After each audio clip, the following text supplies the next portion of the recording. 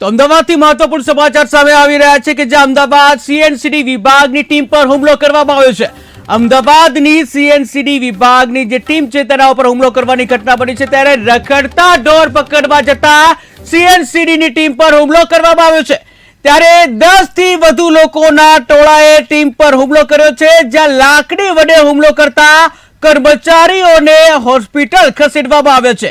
ત્યારે આ અંગે શાહીબાગ પોલીસ સ્ટેશન ખાતે ફરિયાદ પણ નોંધાવવામાં આવી છે। તો મહત્વપૂર્ણ સમાચાર સામે આવી રહ્યા છે અમદાવાદથી કે જે અમદાવાદમાં સીએનસીડીની જે ટીમ છે તેના પર હુમલો કરવામાં આવ્યો છે। ત્યારે રખડતા ઢોર પકડવા જતા જે સીએનસીડીની ટીમ છે તેના પર હુમલો કરવાની ઘટના બની છે। ત્યાં 10 થી વધુ લોકોના ટોળાએ જે ટીમ પર હુમલો કર્યો છે, ત્યારે લાકડી વડે હુમલો કરતા કર્મીઓ એને જે હોસ્પિટલ ખસેડવામાં આવ્યો છે। ત્યારે આ અંગે શાહીબાગ પોલીસ સ્ટેશન અંગે જે ફરિયાદ કરવામાં આવી છે શાહીબાગ પોલીસ સ્ટેશનમાં, ત્યારે આ અંગે જ વધુ માહિતી માટે સંવાદદાતા જયેશ જોડાઈ ગયા છે। જી જયેશ, વાત કરવામાં આવે કે અમદાવાદમાં સીએનસીડી વિભાગની ટીમ ઉપર હુમલો કરવામાં આવ્યો છે, 10 થી વધુ લોકોના ટોળાએ હુમલો કર્યો છે, ત્યારે શું છે વધુ વિગત?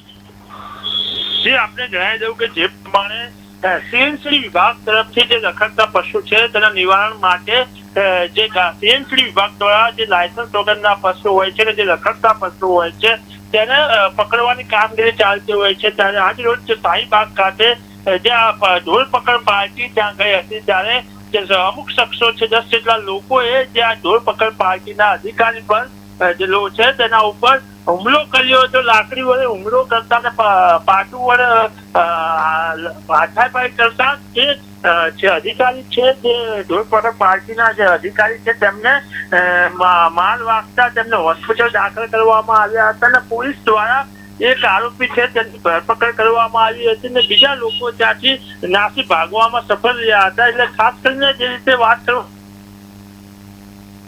દિશા નિર્દેશ બહાર પાડવામાં આવ્યો છે।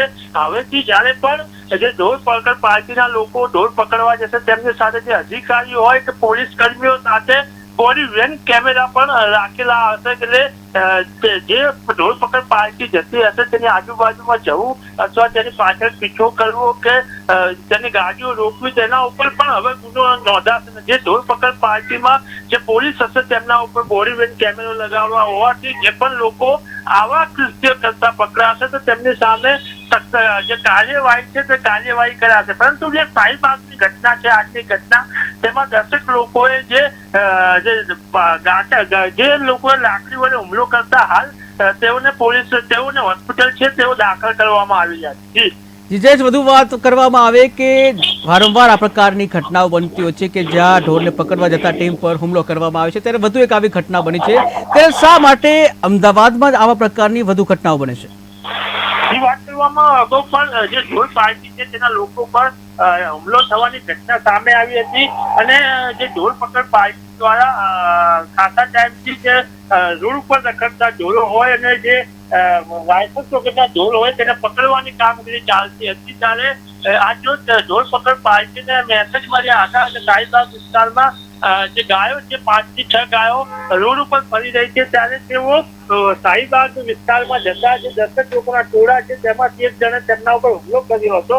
પરંતુ ખાસ કરીને જયારે આવી રીતે જે હુમલાની વાતો આવતી હોય ત્યારે પોલીસ પણ હવે તેમની સાથે હોય છે, પરંતુ જે પશુપાલકો હોય છે પશુપાલકો દ્વારા અવારનવાર હુમલાની ઘટના સામે આવતા હવે અલગ દિશા નિર્દેશ પણ કરવામાં આવ્યા છે અને અનેક વખત કેસ પણ કરવામાં આવ્યા છે। આ મામલે પણ કેસ કરવામાં આવ્યો છે, પરંતુ જે રીતે વાત કરવામાં આવે કે ઢોર પકડ પાર્ટીના જે લોકો છે તે હાલ તો કહી શકાય કે સુરક્ષિત ના કહી શકાય કે જે રીતે ગાયો પકડવા જતા અનેક વખત જ્યાં હુમલા છે ઘટનાઓ સામે આવતી હોય છે। જી જય, સમગ્ર માહિતી બદલ આભાર। તો અમદાવાદમાં સીએનસીડીની જે ટીમ છે તેના ઉપર જે હુમલો કરવામાં આવ્યો છે, ત્યારે રખડતા ઢોર પકડવા જતા જે સીએનસીડીની ટીમ છે તેના ઉપર હુમલો કરવામાં આવ્યો હતો, ત્યારે 10 થી વધુ લોકોના જે ટોળાએ જે ટીમ પર હુમલો કર્યો હતો, ત્યારે લાકડી વડે હુમલો કરતા કર્મીઓ જે ઘાયલ પણ થયા અને તેઓને હોસ્પિટલ ખસેડવામાં આવ્યા છે। ત્યારે આ અંગે શાહીબાગ પોલીસ સ્ટેશન ખાતે પણ ફરિયાદ નોંધાવવામાં આવી છે।